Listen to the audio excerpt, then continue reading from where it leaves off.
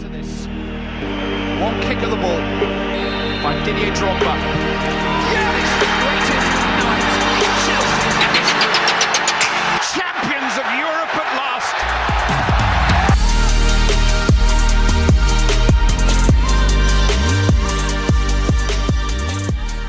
Hey guys, welcome to the Blue Stand once again. It's been a very, very good ride so far. Thank you so much, every single one of you guys watching these episodes that have been coming out in recent times.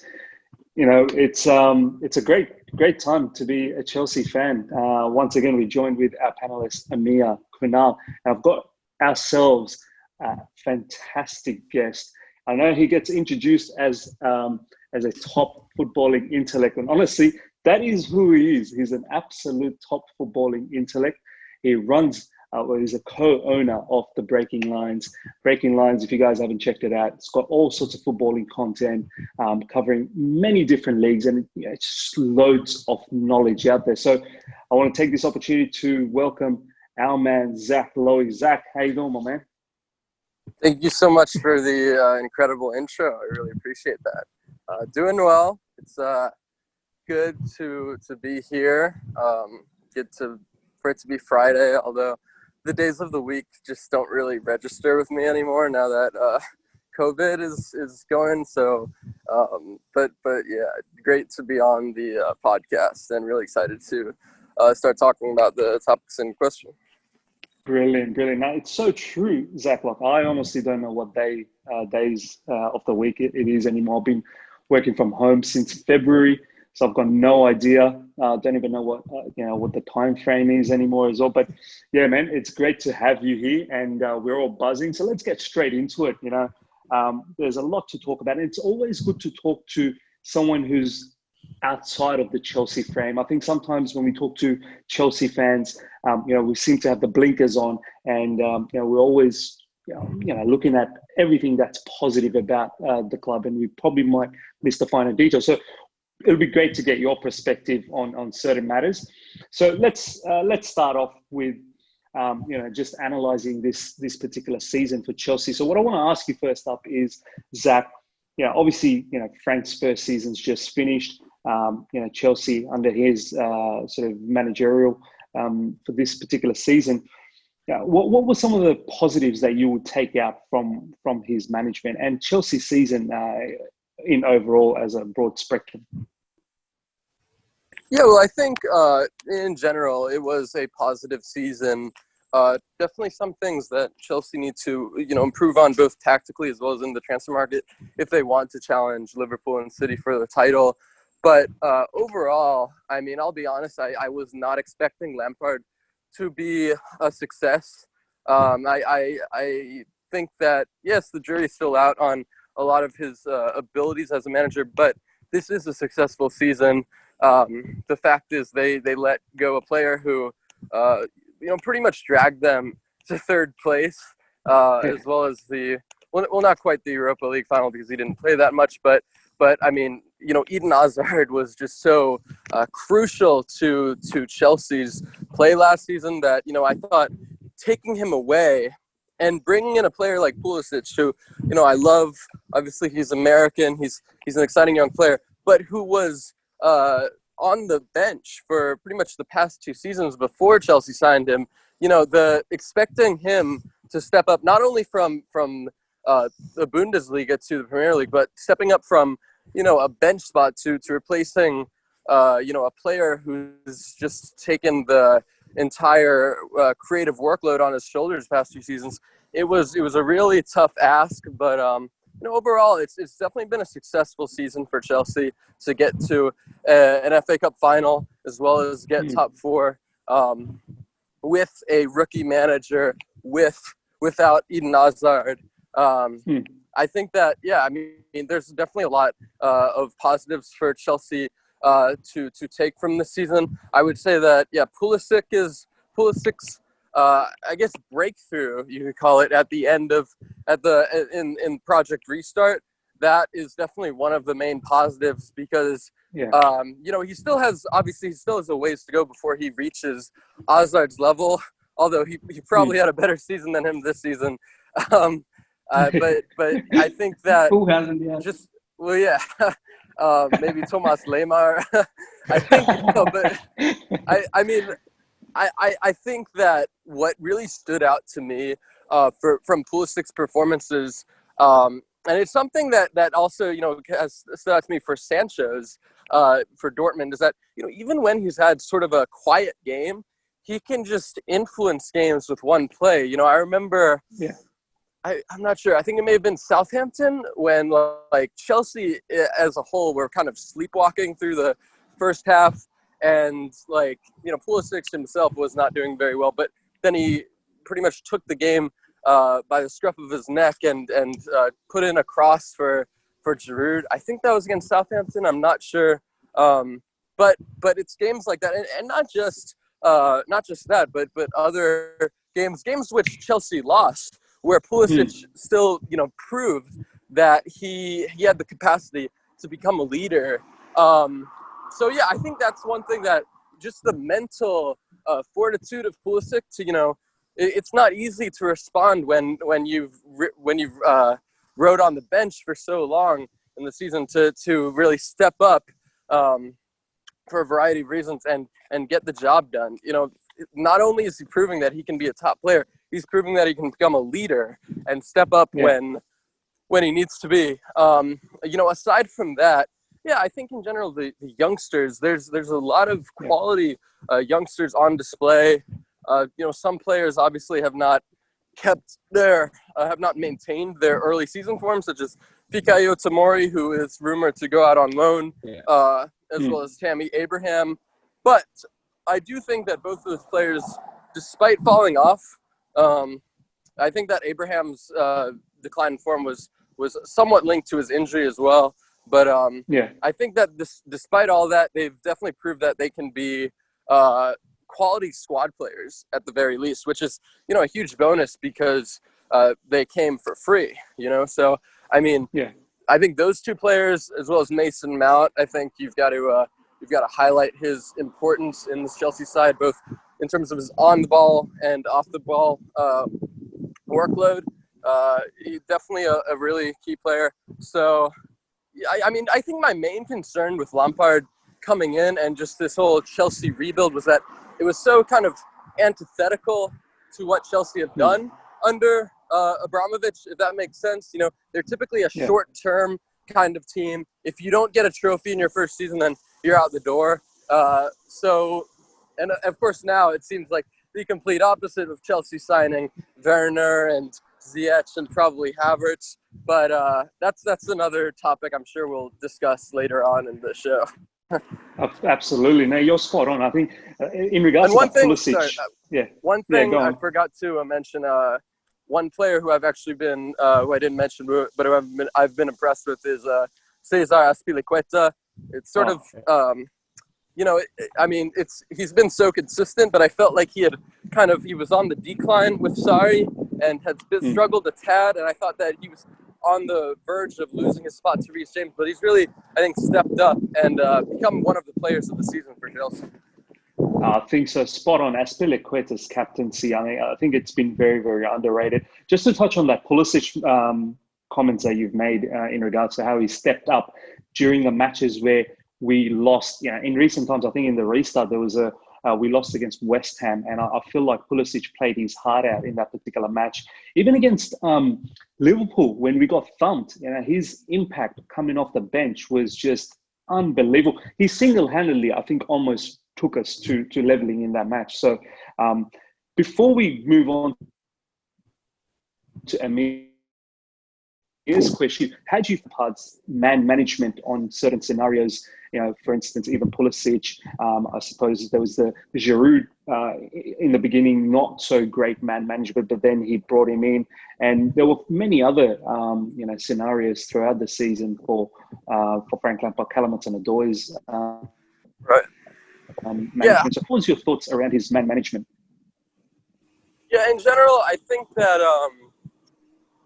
that Lampard's man management has been fairly good for the most part. I mean, to have pretty much everybody, to have players such as Giroud and Pulisic who've been, haven't really been playing much who weren't really playing much for a extended period to come into the side and then just play a crucial role in the restart. I definitely think that speaks volumes about Lampard's ability to keep a united squad, if that makes sense, to keep the players, united and to get them fighting for one cause.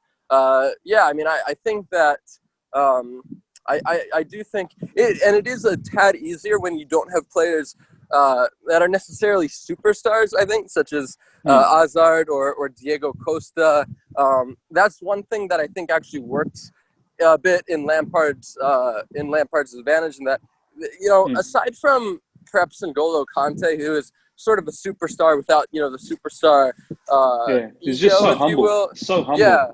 So, and that's definitely an exception. But I do think that, if this was a 2008 or 2010 Chelsea team, it may have been a bit more difficult for Lampard. But I think the fact that there are so many, young, unproven players, like I said, there's, aside from Conte, who is definitely an exception, there's no real superstar yet in the team. There are definitely some players who can emerge into world-class players the next few years. But I do think that component of Chelsea's squad definitely works in his favor as far as man management goes. I think he's been fair, but at the same time he's been harsh, but the right kind of harsh. If you disappoint, if you play poorly, you get dropped. I think Abraham was a victim of that. And to be fair, I don't think, I'm not sure that Chelsea get top four if he plays over Giroud. Another player I think was a victim that was probably Pulisic early on. I seem to remember him getting dropped for a month after the Sheffield United game. I think he played one game until the Ajax game, I believe. He played one game. Jorginho, obviously, just kind of I think that was sort of the beginning of the end for him. I forgot what game it was, but that sort of signaled his end, and he had been fair with Jorginho. He had given him plenty of time to prove himself, and he did somewhat well. But there are just certain components about him that just aren't made for playing in that role, in that team, in that league. Kepa obviously is another one. I think in general he's been fair. I have somewhat of an issue with his treatment of Hudson-Odoi, like I did with Sarri last season, just because I think he's such a talented player. And I think that, he did get some game time in the last few games. So, I would just hope that, especially with Willian leaving, I would hope that he gets more, game time under Lampard. But it's also a reason why I don't really think that a winger like Said Benrahma is necessarily needed, because I think honestly I think that Hudson-Odoi could become a much better player than Benrahma in 2 seasons or so. That if I had to bring up one player who I think Lampard has been a bit unfair with, it would probably be Hudson-Odoi. But in general, I think that his man management has been quite good and quite fair this season. No, bang on. And for me, you're right. I think merit. He talks about merit, players having the merit to play, and I think that's pretty much what we've seen. Let's move on to Mia. Mia, what's your question lined up?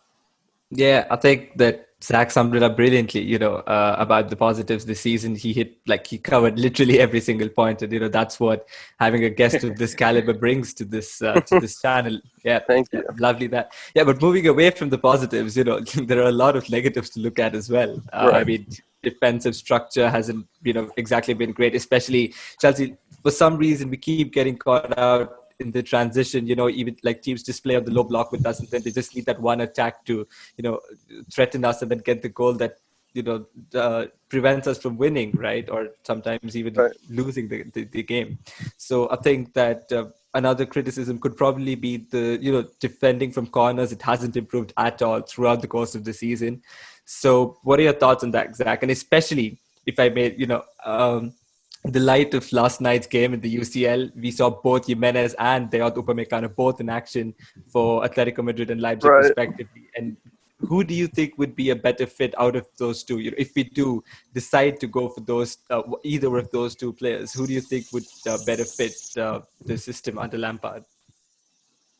Right, two very good performances from two very good players yesterday. I think if I had to pick, though, I would probably go with Upamecano, just because, well, for one, I mean, Gimenez has struggled with injuries a lot over the past few seasons. Upamecano, on the other hand, his knee is a bit of a concern, but I don't think it's as much of a concern as Gimenez's injuries as for now. And another component is I think that Upamecano's ability on the ball is definitely a lot more suited to the way Chelsea play and want to play under Lampard. He's also younger, but I think I'm just a huge fan of Upamecano. There's definitely some stuff that he needs to work on. He's obviously only 21 years old, but I gotta say I think that he would be just a fantastic signing for Chelsea. I don't know if he leaves this summer, just because he just renewed his contract.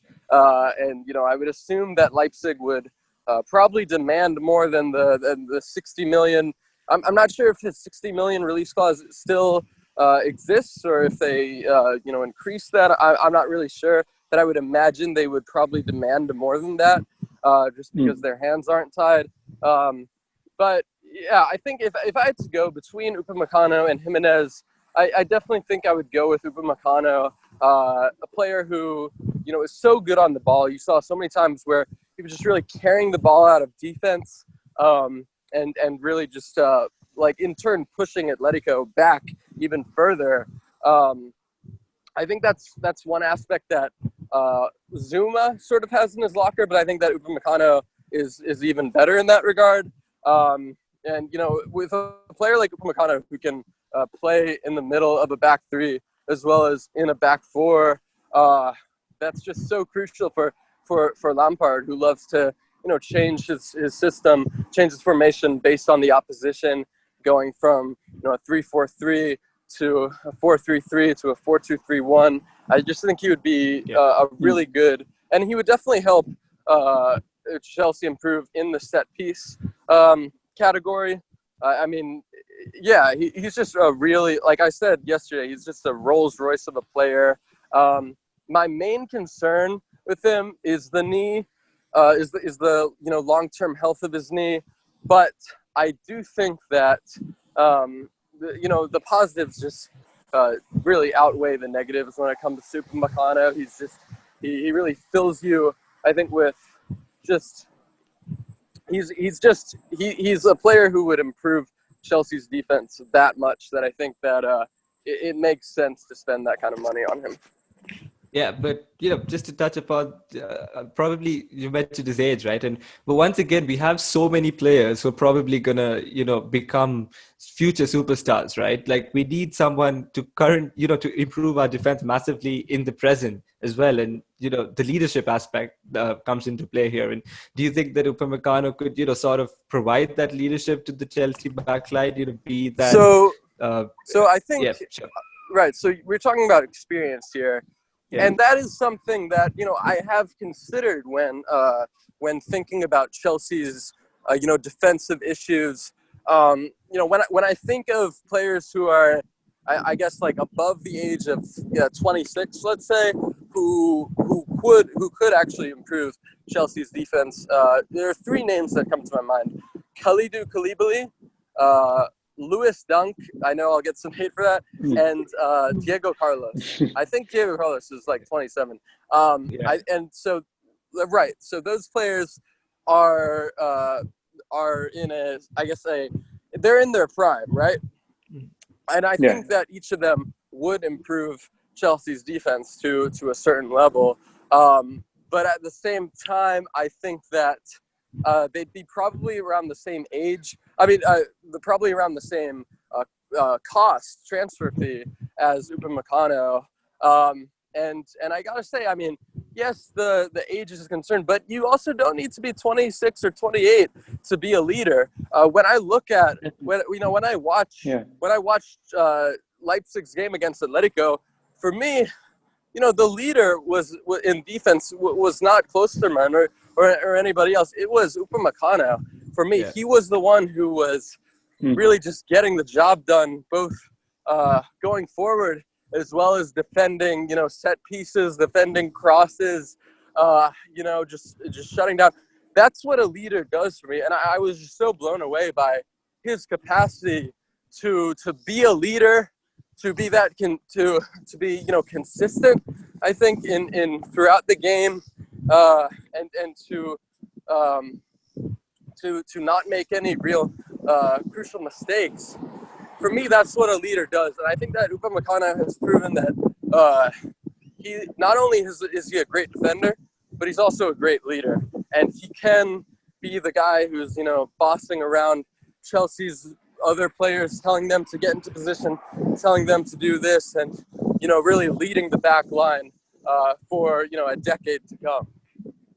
Yeah.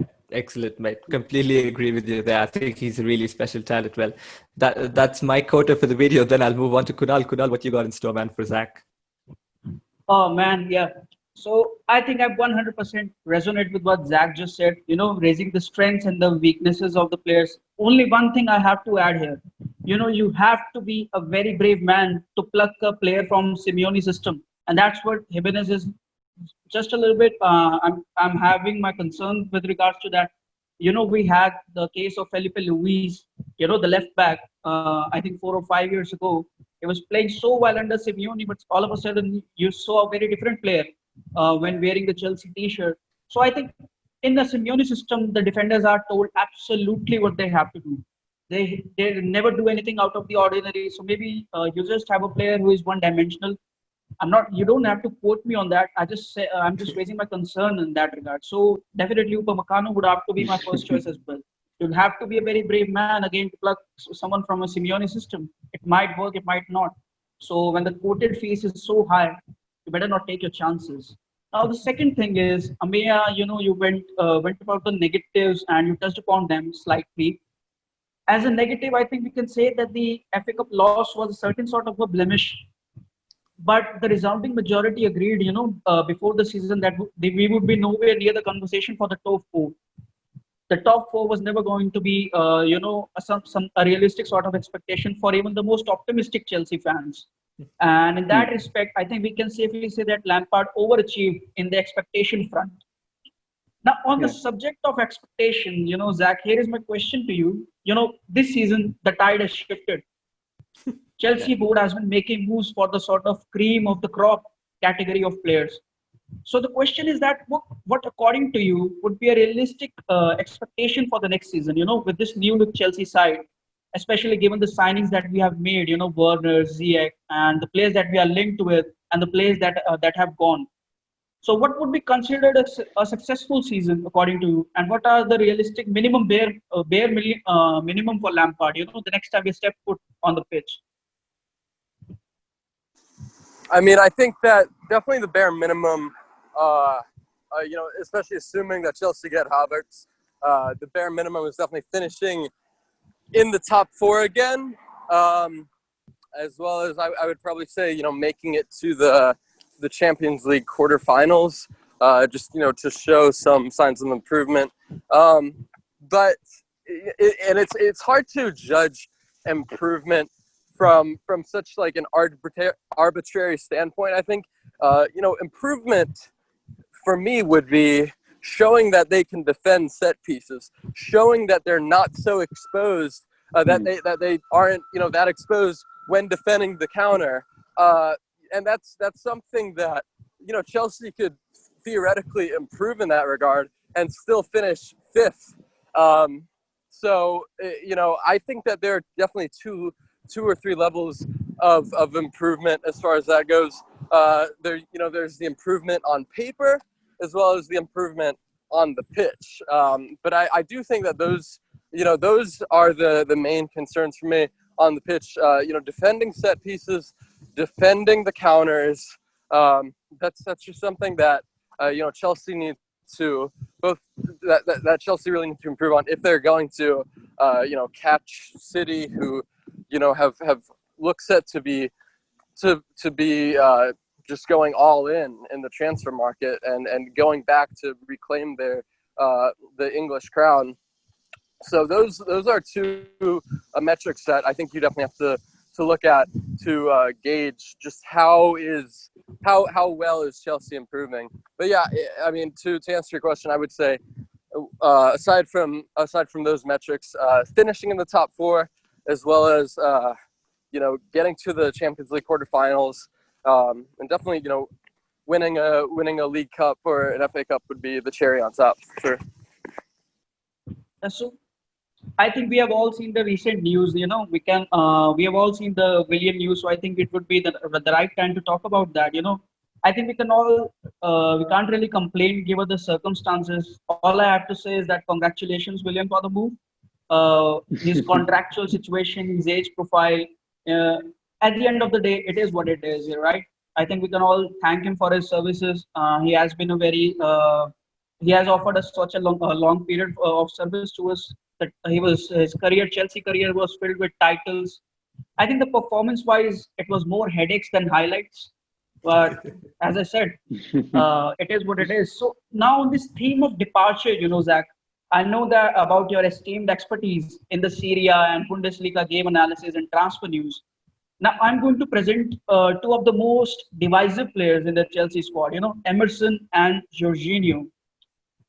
What's the future for them, according to you? Do you see them jumping ship back to Syria, especially given our links with Rice and Chilwell in that sort of a position? They all will command a decent fee as well. So on paper, it should make sense to get rid of them, right? What are your thoughts on these two players, Emerson and Jorginho, and the future? Right.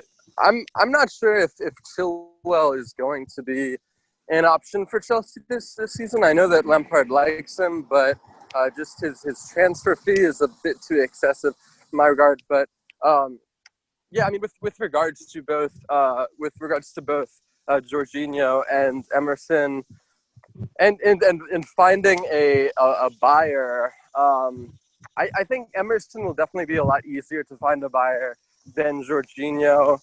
Jorginho, I mean, for one, Chelsea are going to want to recover I think it was like around 50 million that they paid for him from Napoli 2 years ago. I'm not sure what exactly was the fee. But, I thought that that Sarri would obviously try to take him and have like the fourth spell together in their career, from like going in the third division all the way to Chelsea. But now that he's gone, it's hard to think of like a potential buyer. I mean, Juventus, I think they will go for a holding midfielder in the transfer window, but I just cannot see them getting Jorginho with Sarri gone. I think they'll probably go for someone a bit younger, such as Manuel Locatelli or Rolando Mandragora.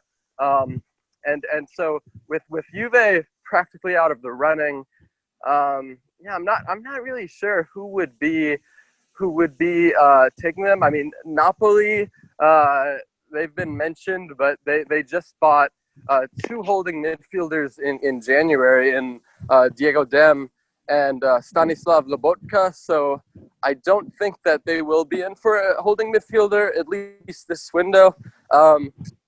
Other teams that I think,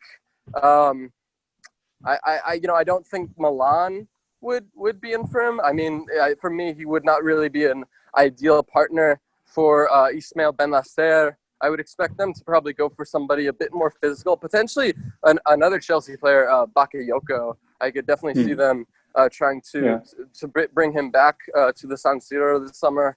And yeah, that's what's so difficult about Jorginho, though. It's because he's such a when placed in the right system, he can be so instrumental and so effective. but he's such a specific player in that regard. It was a point where he can be exposed in just so many different leagues and so many different systems. This point where it's just hard to find a buyer in that regard due to his concerns, off the ball, his mobility, his ability to break out of pressure when being pressed. I know you guys probably know that better than I do, but thinking of teams who can afford his wages, as well as I'd assume like probably a 40 million transfer fee from Chelsea. I guess PSG would come to mind. I think that they definitely do probably need a defensive midfielder, but can he work in a three-man midfield with Verratti and potentially Idrissa Gana Gueye? I'm not sure if he'd be what they're looking for. So that he's at the purported wages that I just expect him to demand and all this. It's just very tough to think of a buyer. Roma, for example, they have Amadou Diawara in that holding midfield position. I'm not sure they'd bring in another one with that kind of fee. So yeah, it's very tough, and I do think that if Chelsea want to sell him, they're going to have to take a huge loss on what they paid for him in 2018. But moving to Emerson, I think that Emerson will be easier to offload than Jorginho. For one, I would assume that Jorginho will have a much higher asking price than Emerson, given the fact that, player amortization and not wanting to take such massive capital losses. I think that Chelsea paid around 55 million for Jorginho in 2018, whereas they paid only I think it was 20 million plus 9 million in bonuses for Emerson and around, I think it was pretty much the same window or around that time. Emerson, I believe, is a year or two younger than Jorginho. And another thing is the left back market is just a lot drier than the defensive midfielder market. It's just there really aren't that many good left backs on the market. And Emerson, I think he could really thrive in the right team. Definitely some concerns. I think that he's been on the decline since his ACL injury for Roma in 2017. But that being said, I think that he could still perform at a decent level for a few years. So I think that Emerson, definitely a lot easier to find a potential buyer than it is for Jorginho. I think that Inter, Juventus, potentially Napoli could all be there's talks about Napoli. I think Napoli was looking for him as well.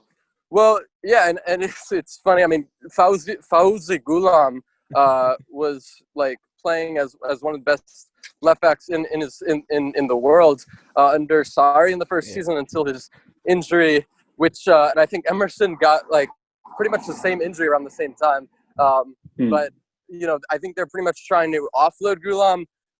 Actually, I think they were linked to Kostas Tsimikas earlier before Liverpool got him. So I think they'll try to offload Goulam and just find a competitor for Mario Rui. So I could definitely see them in for Emerson. As well as I think they might try to get rid of El Cid Hisai. But aside from Napoli, I think Inter definitely an option. Looking at their current left back situation, there's Ashley Young, who has done a decent job, but they can improve, and I think that Emerson would be an improvement on Young in that regard. One article that we released a few months ago on Breaking Lines looked at Inter's wingbacks and why it's so easy or why they've struggled so much in big games, Inter, because of their wingbacks' individual and athletic deficiencies.